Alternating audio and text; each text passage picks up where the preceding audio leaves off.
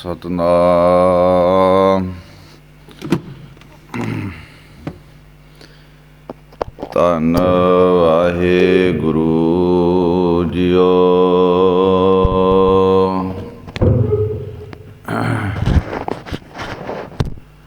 ਇੱਕ ਓੰਕਾਰ ਸਤਨਾਮ ਕਰਤਾ ਪੁਰਖ ਨਿਰਭਉ ਨਿਰਵੈਰ ਅਕਾਲ ਮੂਰਤ ਅਜੂਨੀ ਸੈਭੰ ਗੁਰ ਪ੍ਰਸਾਦ।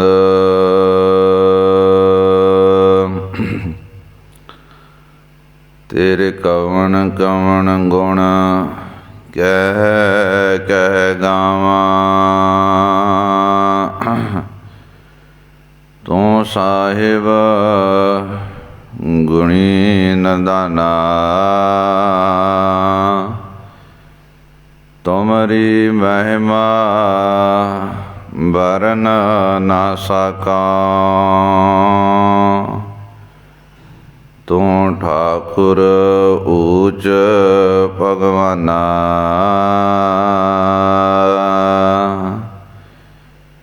ਗਿਆਨ ਧਿਆਨ ਕਿਛ ਕਰਮ ਨ ਜਾਣਾ। ਸਾਰ ਨਾ ਜਾਣਾ ਤੇਰੀ ਸਭ ਤੇ ਵੱਡਾ ਸਤਿਗੁਰ ਨਾਨਕ।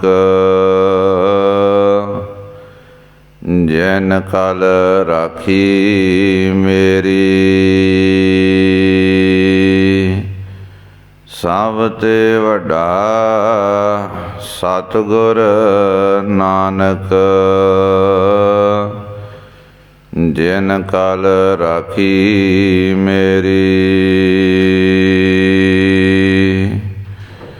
ਡੰਡਾਉਤ ਬੰਧਨ ਅਨੇਕ ਬਾਰ ਸਰਬ ਕਲਾ ਸਮਰੱਥ। ਡੋਲਣ ਤੇ ਰਾਖੋ ਪ੍ਰਭੂ ਨਾਨਕ ਦੇ ਕਰ ਹੱਥ।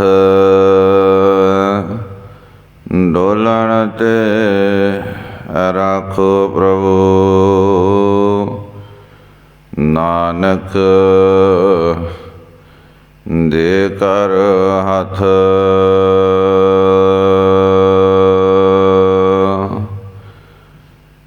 ਅਗਮ ਅਗੋਚਰ ਸਚ ਸਾਹਿਬ ਮੇਰਾ। ਨਾਨਕ ਬੋਲੇ ਬੁਲਾਇਆ ਤੇਰਾ। ਨਾਨਕ ਬੋਲੇ ਬੁਲਾਇਆ ਤੇਰਾ।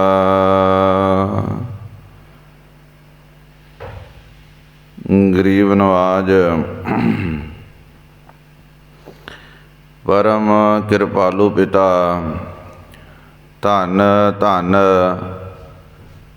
ਗੁਰੂ ਗ੍ਰੰਥ ਸਾਹਿਬ ਜੀ ਮਹਾਰਾਜ,